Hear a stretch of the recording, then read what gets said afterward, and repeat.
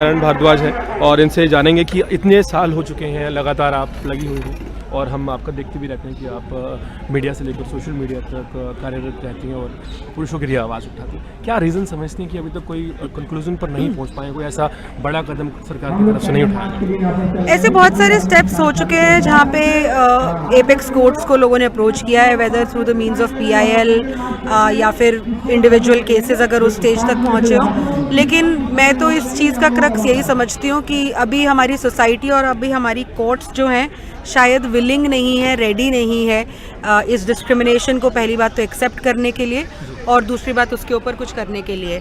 और सबसे बड़ी बात समझदार लोग समझ सकते हैं, men's issues are not a political agenda और a political requirement as of now.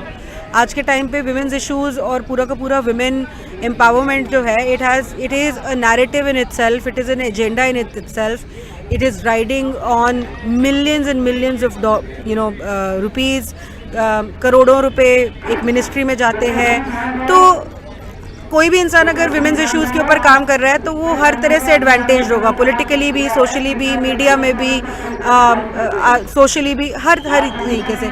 Mains issues या मेन विक्टिमाइजेशन को सुनना भी किसी के एजेंडा में नहीं है फर्स्ट ऑफ ऑल। दूसरा, कोई पॉलिटिकल उसकी ब्राउनी पॉइंट्स नहीं है। तो जब तक कुछ एडवांटेज नहीं होगी या कुछ उसमें उनका पर्सनल बेनिफिट नहीं होगा तो लोग क्यों सुनेंगे।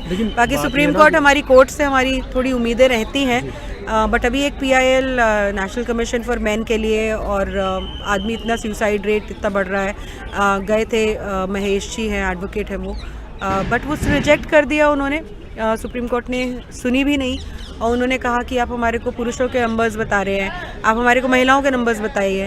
अरे भाई, महिलाओं के लिए तो कानून है ना, और हम ये थोड़ी ना बोल रहे हैं कि क्योंकि महिलाओं के साथ या तो कोई अत्याचार नहीं होता इसलिए आप पुरुषों के लिए, ऐसा नहीं बोल रहे हैं हम।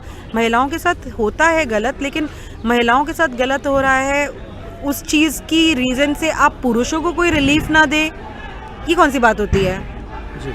तो पुरुष के महिला जिसके साथ अत्याचार हो रहा है, अगर कोई पुरुष कर रहा है, आपके पास प्रोविजंस है उस पुरुष को पनिश करने के लिए, ठीक है। पुरुष के साथ कोई महिला गलत कर रही है, आपके पास प्रोविजंस नहीं है, हम एक प्लेटफॉर्म मांग रहे हैं, फिर आप हमें बता रहे हैं कि महिलाओं के साथ ऐसे होता है। तो मतलब पुरुषों की लाइफ की डिपेंडेंसी सिर्फ महिलाओं के ऊपर है, उनका अपना कोई कॉन्स्टिट्यूशनल राइट नहीं है, वो अपने आप में कोई ह्यूमन बीइंग नहीं है। मतलब what are they trying to say, I don't understand. But correlate करके दिखाया जाता है। जी, मतलब अगर हालांकि नंबर्स बहुत ज़्यादा हैं, बट मैं आपको एक एग्जांपल देती हूँ।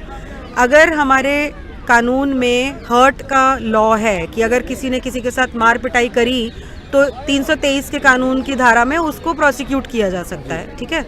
अब उसमें महिला को अगर पुरुष ने पीटा तो भी प्रोसिक्यूशन हो सकती है, अगर पुरुष को महिला ने पीटा तो भी प्रोसिक्यूशन हो सकती है। बट आपने एक सीरीज ऑफ जेंडर बेस्ड जो कानून है वो सारे के सिर्फ महिलाओं के लिए बनाए हुए हैं, ठीक है। आपने 323 में तो ऐसा नहीं बोला कि अगर पुरुष को महिला पीट रही है तो कि वो अपराध नहीं है, आप बोल रहे हैं ना वो भी अपराध है। तो जब आप ये बोल रहे हैं कि मैरिटल क्रूएल्टी एक ऑफेंस है, तो फिर वो सिर्फ पुरुष जब कर रहा है तभी ऑफेंस क्यों है, महिला जब करती है तब ऑफेंस क्यों नहीं है? यहाँ इतने सारे आदमी सुसाइड कर लेते हैं, लेटर लिख कर जाते हैं कि अभी कल ही परसों ही एक बड़े यंग से आदमी ने सुसाइड कर लिया, उसकी वाइफ उसकी शादी के 1 महीने बाद ही उसको उसकी सारी की सारी प्रॉपर्टी उसके नाम लिखने के लिए कह रही थी, और वो बेचारा अभी हाल ही 2-3 हफ्तों में कम से कम भी 8-10 केसेस ऐसे सुसाइड किए हुए हैं। तो क्यों कर रहे हैं ये लोग? हेल्पलेसनेस की वजह से ही तो कर रहे होंगे ना। अगर उनकी कहीं सुनवाई होती, संदीप पासवान का जो केस मैंने स्टेज से भी बोला, अगर संदीप पासवान की पुलिस सुनवाई कर लेती तो शायद उसको मरने की ज़रूरत नहीं पड़ती। जिस रात को उसने सुसाइड कमिट किया है, उसकी एक्स फियांसे और उसका पूरा परिवार आकर उसको इतनी बुरी तरह से पीट के जाते हैं, लेकिन फिर भी वो महिला बोलती है मैं अभी मॉलेस्टेशन का केस तेरे ऊपर लगा दूंगी, और लगाते भी है। तो आई थिंक ये डिस्क्रिमिनेशन है, but change will take time. बहुत बहुत शुक्रिया। देखिए, दीपिका नारायण भारद्वाज हमारे साथ थी और इनका एक जो व्यू पॉइंट है वो भी बहुत वैलिड है कि जिस तरह से जो कानून सिर्फ ये दिखाता है कि महिला प्रताड़ित है, चाहे उस वक्त आपके सामने एक पुरुष प्रताड़ित क्यों ना हो, तो वहाँ पर ये बहुत ज़रूरी हो जाता है कि कानून में एक बदलाव लाया जाए और पुरुषों के लिए भी कुछ ऐसे कानून हो कि अगर वो प्रताड़ित हों और अपनी जीवन लीला समाप्त करने की तरफ बढ़ रहे हों तो एक हेल्पलाइन नंबर एटलीस्ट वहाँ पर होनी चाहिए जो उनकी हेल्प करे। आप देख रहे हैं अर्पण न्यूज़, मेरे साथ कैमरे पर हैं विनय शर्मा। बहुत बहुत शुक्रिया।